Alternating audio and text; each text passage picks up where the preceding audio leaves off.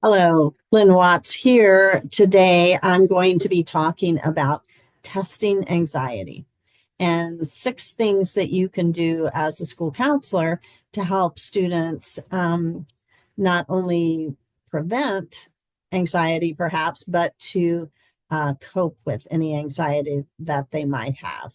So, the first step is simply to acknowledge the feeling. So often as adults, we want to talk students out of their feelings. So saying things like, there's nothing to be worried about, you don't need to be anxious, you're smart, you're going to do fine. All of these things are ways of not really honoring the feeling that a student might have. It's like saying, that really doesn't matter. So instead, I think that we want to acknowledge and honor the feeling, and it's easy to do that. We could simply say something like, "Oh, wow, lots of students feel anxious this time of year," or we might say, "Yeah, I know when I had tests coming up as a, student your age, sometimes I was anxious." Or we might just simply say, "Ooh, tell me more about it." And being curious is one of the best ways that we can honor someone's feelings. So asking, what does that feel like for you? When does that happen? How bad is it? You could have them rated on a scale from 1 to 10. There's all kinds of things that you can say to be curious about that feeling and recognize that it is truly a feeling, and then move on from there in terms of helping students cope with that feeling. But honoring the feeling and acknowledging it is the first step.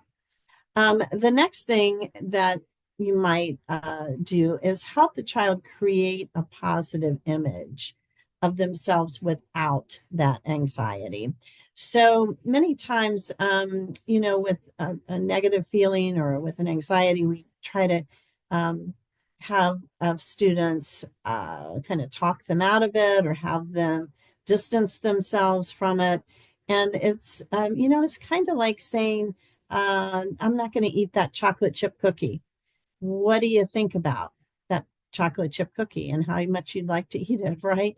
So, as long as we're thinking about the anxiety and focusing on that, it's hard to cope with it and move beyond it.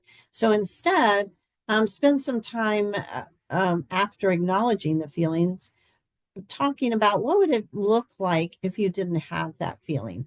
What would it be like for you? How might you feel? What sort of sensations might you have in your body? What might you look like? What kind of things would you think about? And help them create a positive image that they can visualize and can begin to think of themselves as being that confident person who is not feeling anxious.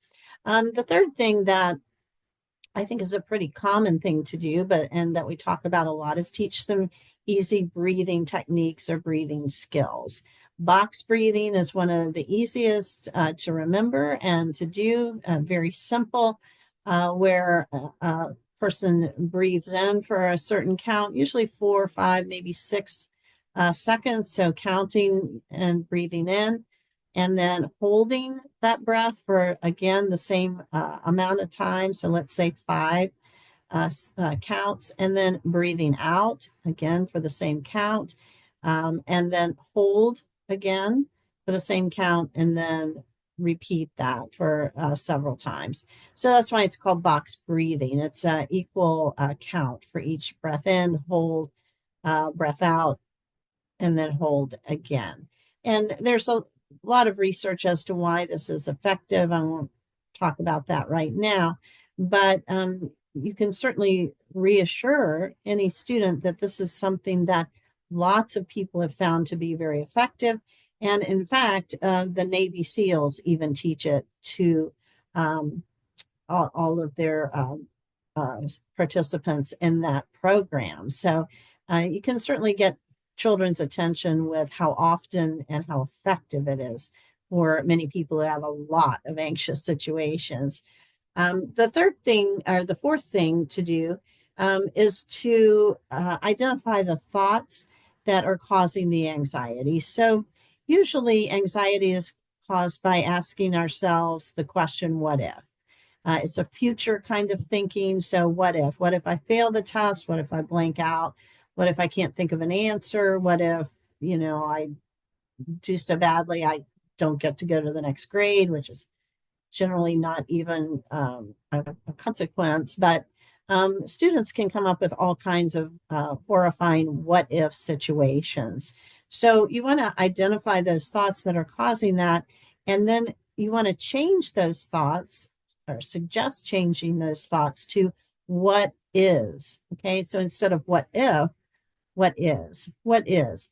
So what is might be, I have studied hard all year and I know a lot. Or what is, I'm worthwhile no matter how I do on a test. Or a test is really just one measure of what I know and what I've learned this year. Or what is. So finish the sentence, what is? What are facts that you can hang on to rather than thinking about what if, and replace those thoughts with what is. And part of that could certainly be creating a mantra that goes along with what is. So it might be something like, I can do hard things, right?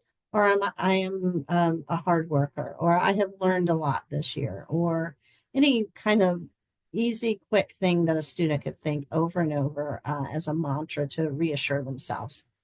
The next step is then to put all these pieces together and create a plan so that anytime a student begins to feel anxious, you want them to be able to recognize those signs, then they know exactly what the process is. So it might start by thinking of that positive image, that outcome that they want. I, want to be a confident person. I'm going to visualize that while I do some box breathing.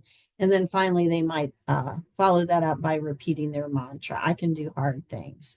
So creating a step-by-step plan that lets a child know what to do when they feel anxious can certainly be a big help, rather than allowing the feeling to overwhelm them and get bigger and bigger. And then the final thing is that we have to check in to make sure the plan is working. So we all know that anything that we learn takes a while to develop it as a habit. So you want to keep checking back in with that student, and not just how are things going, but rather let's practice. Show me how you're handling anxiety. How often did it happen today, last week? And then what did you do and how did it work? And then let practice going through it. So it's a process like anything else that we try and learn and change about ourselves, but it certainly can be very effective for any student, not only with testing anxiety, but any kind of anxiety that they might be having. So that's my post for today about testing anxiety, and I hope that helps. Thanks so much for listening.